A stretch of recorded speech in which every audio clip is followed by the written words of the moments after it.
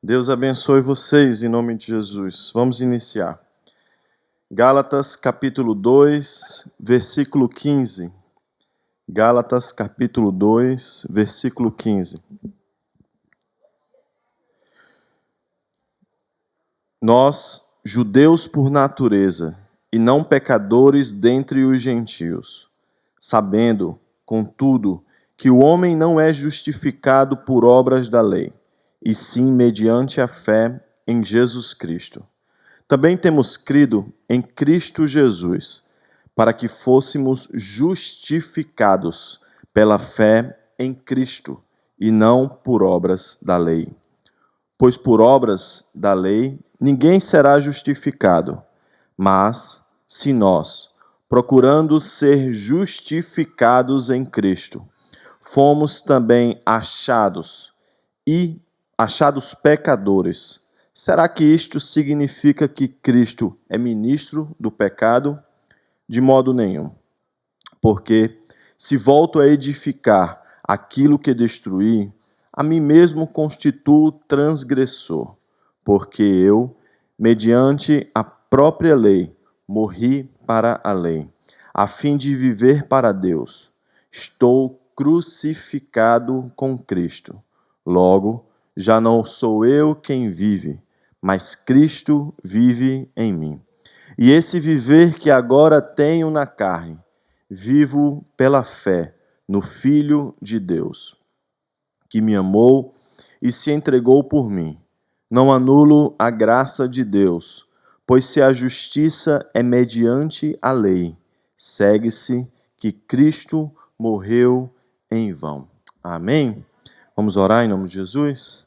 Senhor, nós te damos graça, Pai, por mais essa oportunidade de poder estar na Tua presença, Deus, aprendendo da Tua palavra, crescendo em graça e em conhecimento. Muito obrigado, Deus, por esse ensino de hoje. Fala conosco, Pai, através do Teu Espírito Santo, ministrando aos nossos corações.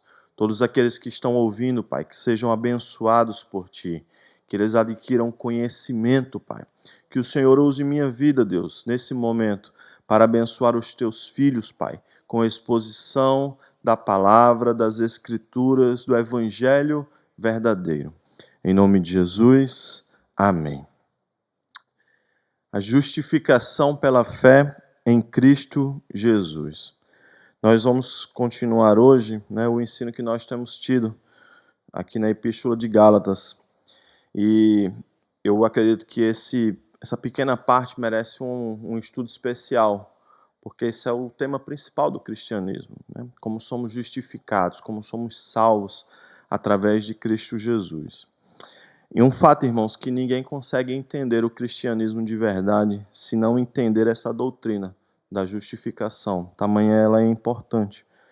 O apóstolo Paulo ele está falando para esses irmãos de Gálatas aqui, que estão sendo atacados pelos judaizantes que diziam que para que eles fossem salvos não bastava apenas a fé que eles tinham em Cristo Jesus, mas que eles deviam aplicar as leis, os sacrifícios, tudo que Moisés ensinou diante da lei.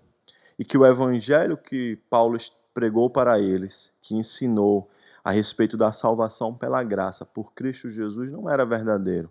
Era um evangelho falso.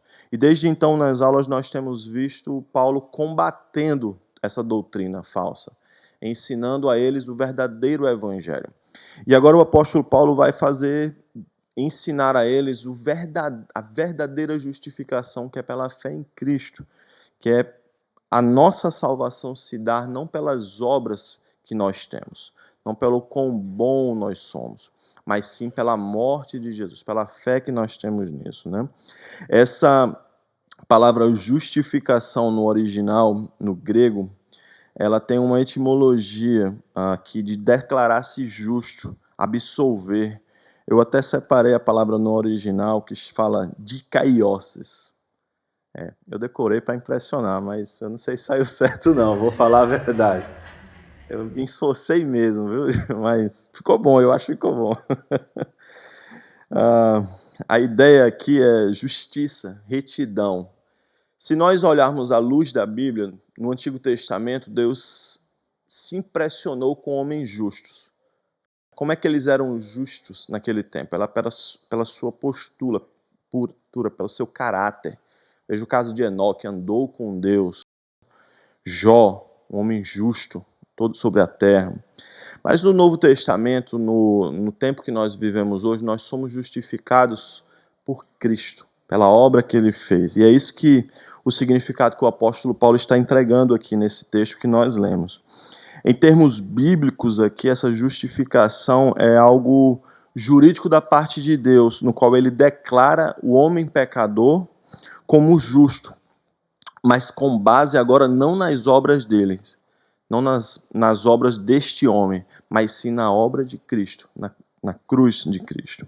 É uma boa nova que homens e mulheres pecadores podem ser aceitos por Deus, não mais por causa de suas obras, mas através de um simples ato de confiança em Jesus Cristo. Amém?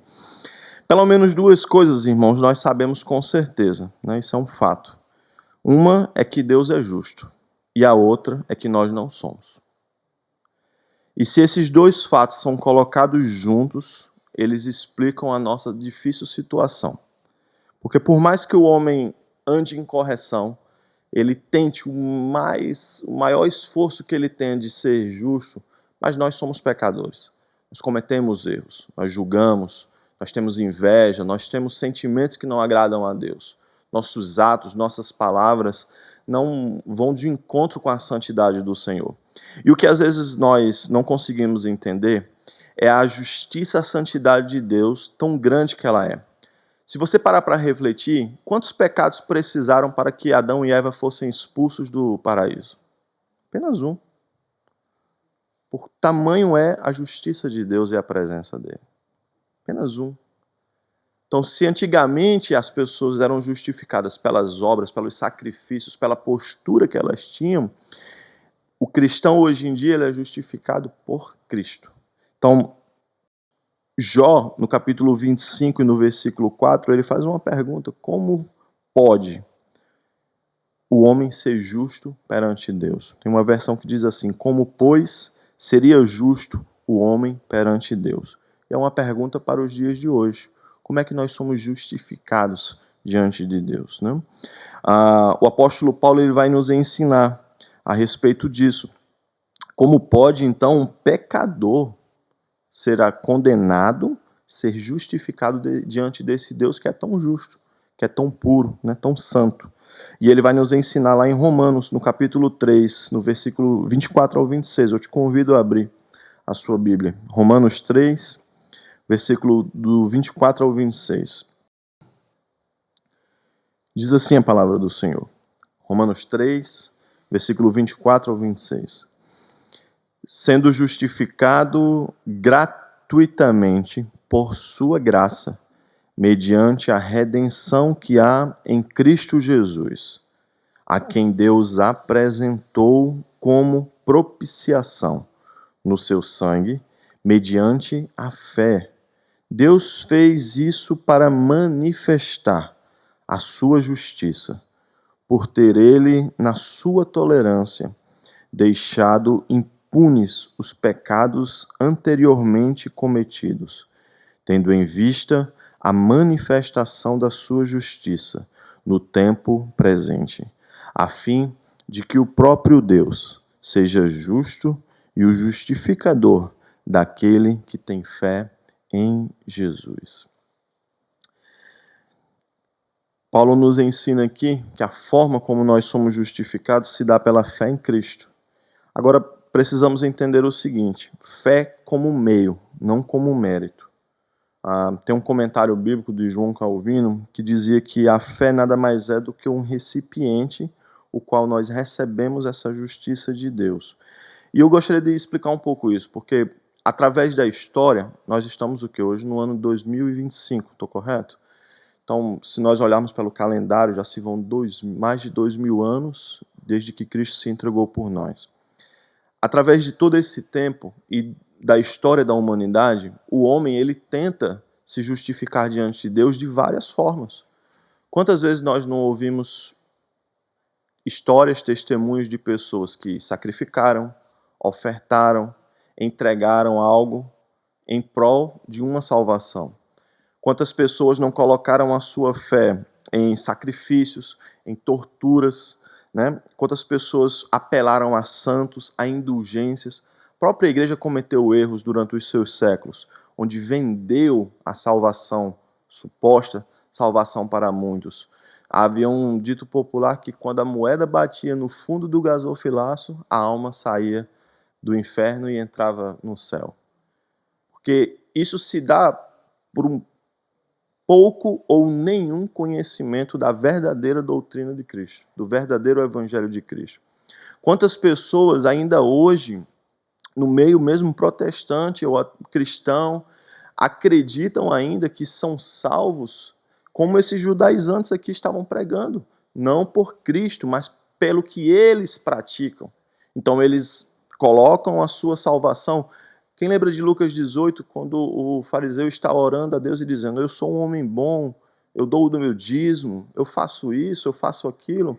Então, pelas obras da pessoa, eles acham que são salvos. Pelas roupas que eles usam, pelo corte do cabelo, pelo não uso de alguns itens, por afastar de si práticas que Deus abomina.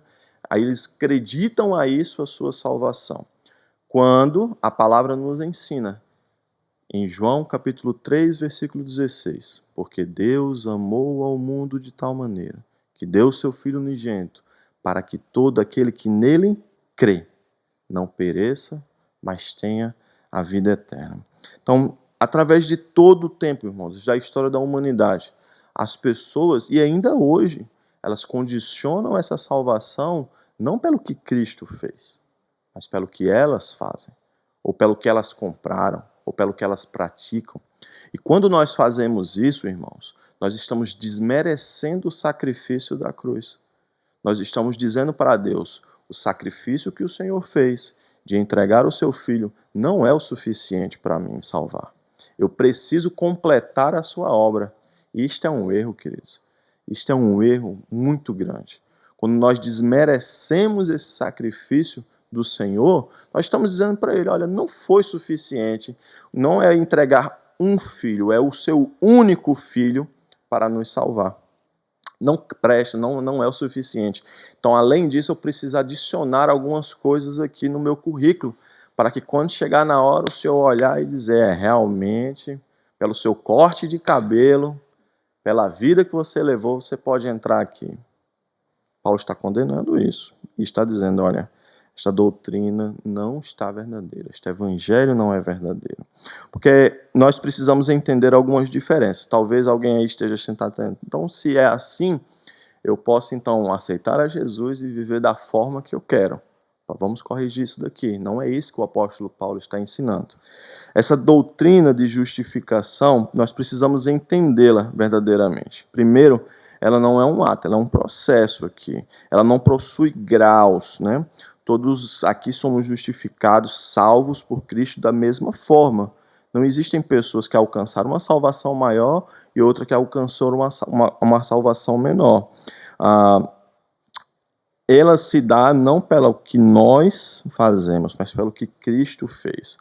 A grande questão aqui é que como se dá a salvação de um pecador injusto sem ele se tornar injusto, sem Deus se tornar injusto. Isso se dá através de quê? Do que eu expliquei, de Cristo Jesus. Eu acho que a gente poderia pensar de uma outra forma. Eu falei para vocês que só bastou um pecado para que Deus retirasse, né, o casal primasse. Gostou? Do paraíso, vamos dizer assim. Pensa no seguinte, faz uma reflexão comigo. Pensa em um pecador condenado, tá, perante um tribunal, cuja única esperança dele é um perdão. Vamos olhar para o mundo de hoje. O cara é horrível, fez coisas más, muito más, terríveis. A sociedade está olhando para aquele homem e está dizendo assim: eu quero a punição dele. Não é assim que a gente vê? Quando a gente vê alguém que roubou, que matou, que sai impune, o que é que a gente fala? quero a punição dele, eu quero que ele seja preso. Né? Alguns vão até além, defendem outras práticas contra ele. Se a gente for parar para pensar, se nós, pecadores, injustos, pensamos dessa forma, imagina Deus, que é justo, 3 vezes santo e não tem um pecado. Como é que ele olha para nós? E para Deus, irmãos, aprenda sempre isso aqui, não tem pecadinho nem pecadão. Pecado é pecado, não tem acordo. Então, quando ele olha para aquilo, ele vai ver o quê? A imoralidade do homem, o mal dele. Em um olhar humano, a sociedade está olhando para aquilo e está dizendo, eu quero essa justiça, eu quero que ele seja punido, eu quero que ele passe por tudo aquilo. Aí é onde entra a obra de Cristo. Quando Cristo está ali, sendo sacrificado, padecendo por nós, lançando sobre ele os nossos pecados, quando Deus, que é o justo juiz que está julgando aquele pecador imoral que está ali sentado, Deus não está olhando para aquele pecador. Ele não está olhando para aquele assassino. Porque escuta isso aqui. Se eu perguntar aqui, quem daria a vida por um homem justo? Quem daria a vida pelo seu filho? Alguns levantaram a mão e vão dizer, eu faço. Mas quem daria a vida por um serial killer? Quem daria a vida por um abusador? Por alguém que está condenado à morte em uma cadeira elétrica? Quem daria a vida por um ladrão? Ninguém. Quando Deus olha da sua cadeira de justo juiz e ele vê aquele pecador imoral, aquele pecador que reconhece, que aceita a obra de Cristo, Deus não está vendo mais ele. Deus está vendo Cristo ali. Então ele é o voucher para a salvação daquele homem. Agora, veja o que João escreve lá na 1 João, não João, 1 João capítulo 2, versículo 1 e versículo 2. Diz assim, 1 João capítulo 2, lá no finalzinho, já perto de Apocalipse, versículo 1 e 2. Meus filhinhos, escrevo-lhes estas coisas, para que vocês não pequem. Mas se alguém pecar, temos advogado junto ao Pai, Jesus Cristo, o justo. Ele é a propiciação pelos nossos pecados, e não somente pelos nossos próprios, mas também pelo mundo inteiro. Lá vem a justiça de Deus, o justo juiz para nos julgar, mas Jesus é o nosso advogado. É para Cristo que Deus olha naquele momento. Então, meu irmão, não é para a roupa que você usa, não é para o seu dízimo, não é para a sua oferta, não é para o que você entende que é correto. É pela obra de Cristo que nós somos salvos. Aí ele vai continuar dizendo aqui, olha, Romanos 5, 8 e 9. Romanos 5, 8 e 9. Mas Deus prova o seu próprio amor para conosco, pelo fato de Cristo ter morrido por nós quando ainda éramos pecadores. Logo, muito mais agora, sendo justificados pelo seu sangue, seremos por ele salvos da ira. Amém? Para a gente entender isso daqui, nós precisamos entender o amor que Deus tem por nós. Nós nunca vamos entender essa justificação, esta salvação, não pelas nossas obras, mas por Cristo, se nós não entendermos o amor dele. Este versículo aqui fala a respeito de Cristo ter morrido. Tem um texto que eu amo muito, que está lá em Miqueias, no Antigo Testamento. Se você quiser abrir, Miqueias 7, versículo 18 e 19. Vou ler aqui. Quem é semelhante a ti, ó Deus, que perdoas a iniquidade e te esqueces da transgressão, do remanescente da tua herança. O Senhor não retém a sua ira para sempre, porque tem prazer na misericórdia. Ele voltará a ter compaixão de nós, pisará aos pés as nossas iniquidades e lançará todos os nossos pecados nas profundezas do mar. Miqueias 7, 18 e 19. Tudo isso daqui, irmãos, vai ao oposto do que aqueles judaizantes estavam ensinando aos irmãos de Gálatas. Porque eles estavam dizendo que não bastava apenas a fé em Cristo, que eles precisavam circuncidar, aplicar as leis para serem salvos. Só que eu volto a insistir, talvez alguém esteja pensando assim, tá certo, somos salvos por Cristo, então se a minha condição é apenas isso, então eu não posso viver da forma que eu quero. Então o cristão, ele precisa aprender a separar as coisas. Uma coisa é justificação, outra coisa é santificação. Veja mesmo, a justificação, ela acontece fora de nós. É um ato onde a culpa do pecado é imputada a Cristo. Lembra-se, você é aquele réu, pecador, que todo mundo está querendo na sua cabeça. O justo juiz vai te julgar, mas ele olha para Cristo e te salva. Já aqui, 2 Coríntios 5, 21, o apóstolo Paulo diz assim, olha, aquele que não conheceu o pecado, Deus o fez pecado por nós, para que nele fôssemos feitos justiça de Deus. Então, isto é uma coisa. Em contrapartida, nós temos a santificação, que é a vontade de Deus para as nossas vidas. A santificação é uma obra feita dentro de nós, através do Espírito Santo. 1 Tessalonicenses, capítulo 4, versículo 3 ao 5. A palavra do Senhor diz assim, 1 Tessalonicenses, capítulo 4, versículo 3 ao 5. Na santificação, a obra é feita dentro de nós. Então ele vai dizer aqui, olha, pois a vontade de Deus é a santificação de vocês, que vocês se abstenham da imoralidade sexual, que cada um de vocês saiba controlar o seu próprio corpo, em santificação e honra, não com desejos imorais como os gentios que não conhecem a Deus. Então, vamos entender isso daqui. Se de uma forma nós somos salvos por Cristo, pela sua obra, a vontade de Deus é que aqueles que foram salvos tenham uma vida santa. Então, pastor, como é que nós reconhecemos alguém que é salvo? É aquele que busca uma santificação.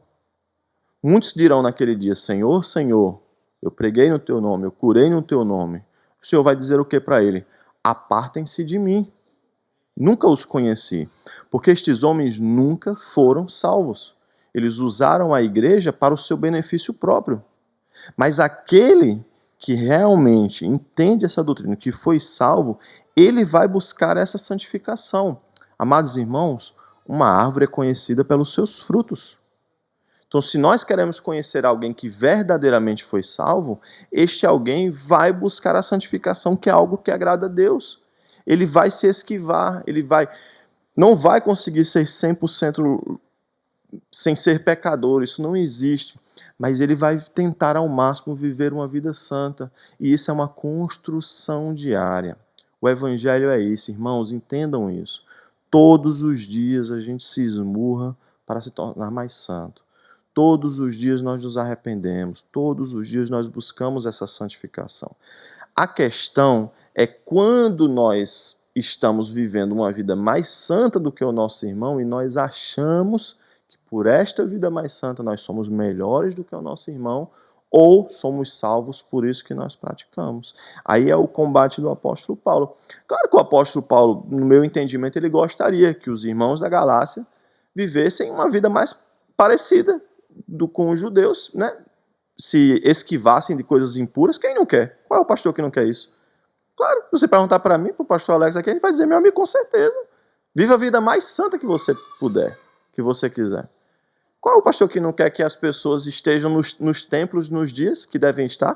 Todos querem. Se você perguntar para mim, dizer, pastor, qual é o dia da igreja? Todo dia que você puder vir, meu amigo, é o que nós queremos para você. Olha, mas eu preciso melhorar isso, aquilo. É isso que nós queremos. O que nós não podemos aceitar é que isso se transforme em um jugo pesado para alguém e colocar em prática a salvação dela. Porque a salvação não é uma gangorra, que hoje você de manhã, você acordou, estou sem pecados, estou salvo. De noite você está ali, eita, se Jesus voltar agora eu fiquei. Peraí, meu irmão. A obra de Cristo é muito maior do que isso. A quem há arrependimento verdadeiro, a aceitação a Cristo, a salvação para a vida dele. E escute isso aqui, o Senhor não perde uma ovelha das suas mãos. Ele é aquele que larga as 99 no cantinho segura e vai lá, ó, atrás daquela que se perdeu. Amém? Vamos entender aqui o texto que o Paulo está falando a respeito dessa justificação. Volta comigo lá para Gálatas, capítulo 2, do versículo 15. Vamos entender, fazer uma exegese desses versículos.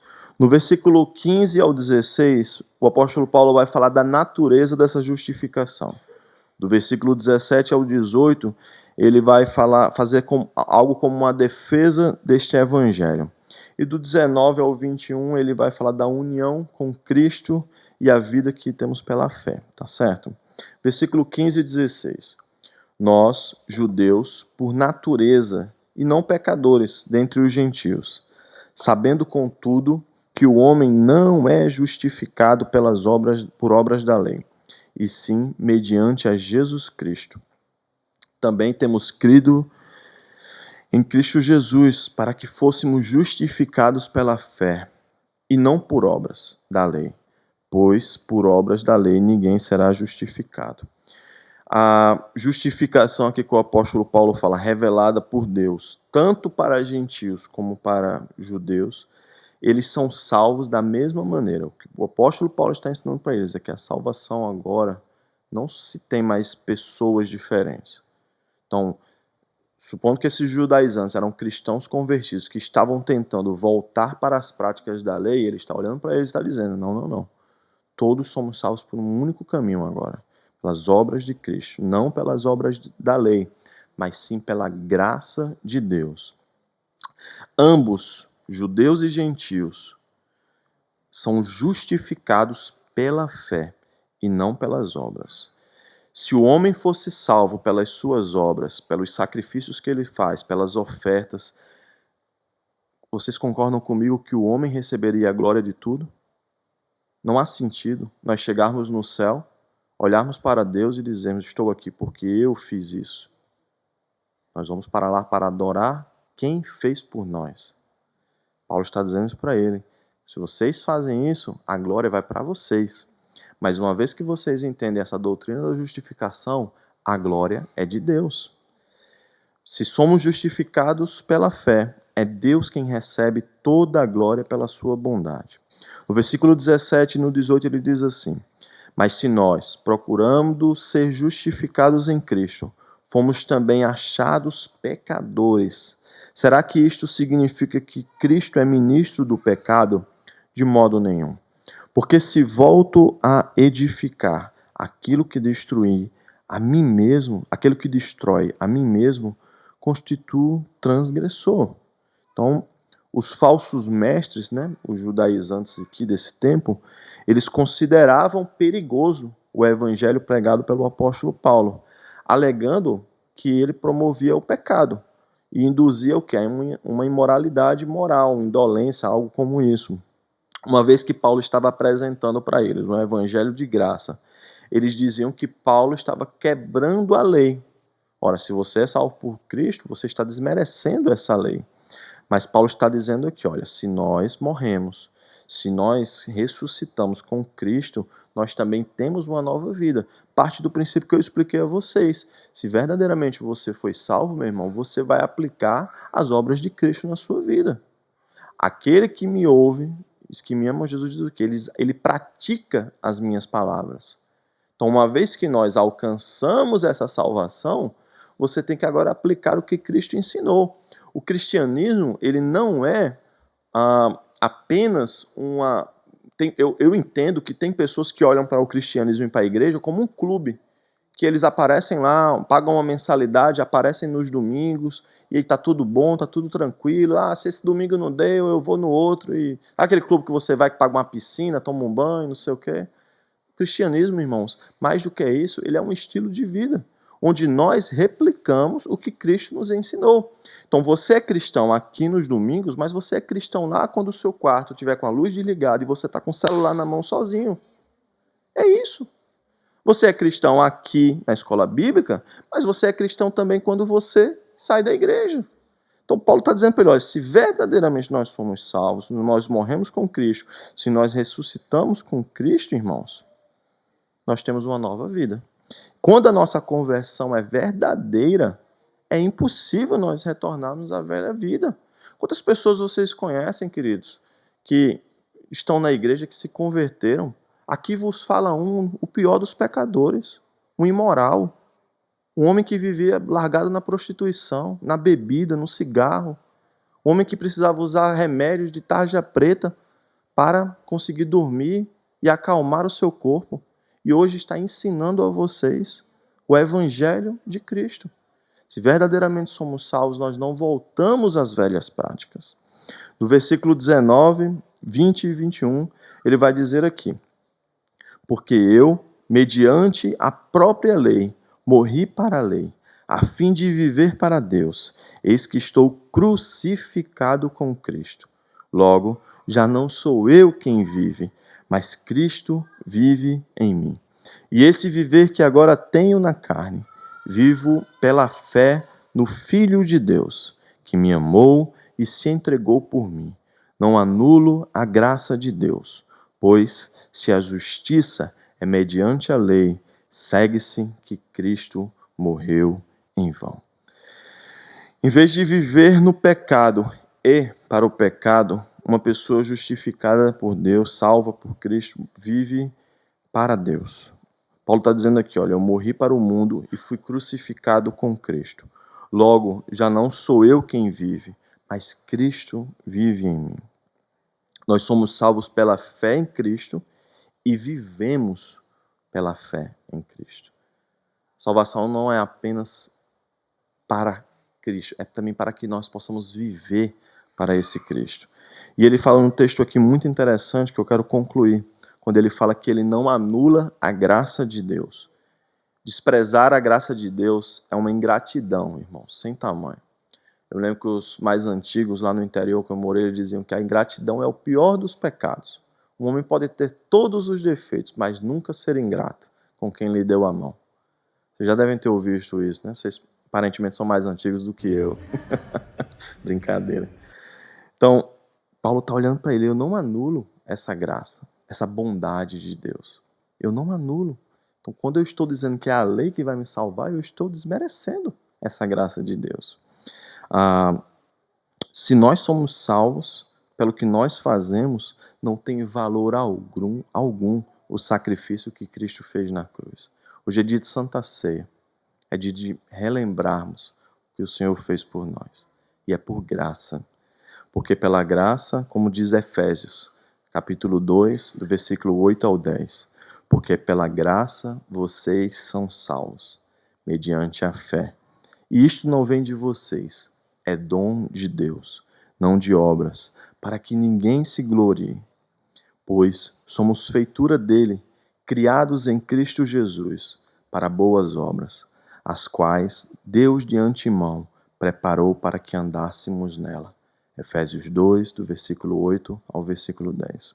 Para concluir hoje, eu queria ler um texto para vocês. Eu já li em uma outra oportunidade, há um bom tempo atrás, mas quando eu estava estudando para esse ensino me recordei deste texto de Dietrich Bonhoeffer. Ele é bem conhecido, é um pastor que tem um testemunho muito abençoado. Depois você pode pesquisar e se alguém quiser eu posso compartilhar com vocês. Eu vou colocar lá no grupo que nós temos de estudo, tá? Que fala sobre a graça barata e a graça preciosa. Eu vou ler com calma para que vocês possam acompanhar essa leitura. É um trecho poderoso, retirado da obra Discipulado, que é um livro, né?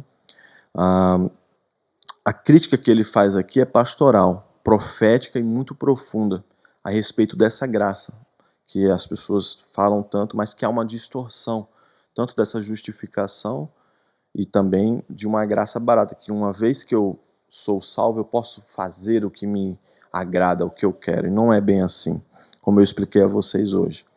Então o texto diz assim, fala a respeito do custo do discipulado na vida do irmão. A graça barata é a inimiga mortal da nossa igreja. A nossa luta trava-se hoje em torno da graça preciosa.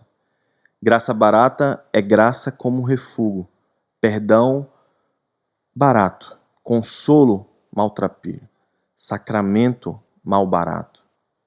É graça como inesgotável tesouro da igreja, distribuído diariamente. com mãos levianas, sem pensar e sem limites. A graça sem preço, sem custo. A graça barata é a graça que nós dispensamos a nós próprios. A graça barata é a pregação do perdão sem arrependimento. É o batismo sem a disciplina comunitária. É a santa ceia do Senhor sem a confissão dos pecados. É a absolvição sem confissão pessoal. A graça barata é a graça sem discipulado. A graça sem cruz. A graça sem Jesus Cristo encarnado. Agora ele faz um contraste com a graça preciosa. Essa é o tesouro oculto no campo, por amor do qual o ser humano sai e vende com alegria tudo o que tem. É a pérola preciosa, para cuja aquisição o comerciante se desfaz de todos os seus bens. O senhorio régio de Cristo, por amor do qual o ser humano arranca o olho que o faz tropeçar. O chamado de Jesus Cristo, pelo qual o discípulo larga suas redes e o segue. Essa graça é preciosa, porque chama ao discípulo, e é graça por chamar ao discípulo de Jesus Cristo, ao discipulado de Jesus Cristo. É preciosa por custar a vida ao ser humano, e é graça por assim lhe dar a vida. É preciosa por condenar o pecado, e é graça por justificar o pecador. Essa graça é sobretudo preciosa, por ter sido preciosa por Deus, para Deus. Por ter custado a vida do seu filho. Vocês foram comprados por preço. E porque não pode ser barato para nós aquilo que custou caro para Deus. A graça preciosa é Cristo, irmãos. Seu chamado exige tudo. Larguem as redes. Tudo que Ele nos deu, essa graça barata que muitos estão vivendo, este evangelho sem cruz, este evangelho sem renúncia, este evangelho de tudo pode, isto daí é um engano mortal. Mas a graça preciosa é a vida eterna. Como Lutero nos ensinou, se somos salvos somente pela fé, esta fé verdadeiramente nunca vem sozinha. Assim como Tiago no capítulo 2 diz, se a sua fé não tem obras, ela é morta. Você foi salvo pela graça, mas foi chamado por Deus para viver uma vida diferente desse mundo. Amém? Vamos ficar de pé e orar em nome de Jesus? Que Deus abençoe você. Nós vamos continuar depois desse estudo para que nós possamos avançar. Deus abençoe a sua vida, a sua casa e a sua família. Senhor Deus, eu quero te agradecer por esta oportunidade, Deus, que o Senhor nos dá de aprender a tua palavra. Eu louvo e exalto ao Senhor, Deus, pela bondade que o Senhor tem tido conosco todos os dias. Muito obrigado, Deus. Muito obrigado, Senhor, pela essa graça preciosa que o Senhor nos entregou. Muito obrigado pelo sacrifício que o Senhor fez naquela cruz para nos salvar. Senhor, perdão. Perdão porque nós temos vivido uma graça barata, Deus. Um evangelho sem renúncia. Um evangelho sem cruz, Pai. Perdoe também, Deus, aqueles que acham, Pai, que por eles praticarem boas obras, eles estão alcançando a salvação que vem de Ti. Tenha misericórdia de nós, Senhor. Nos fortaleça e nos edifique.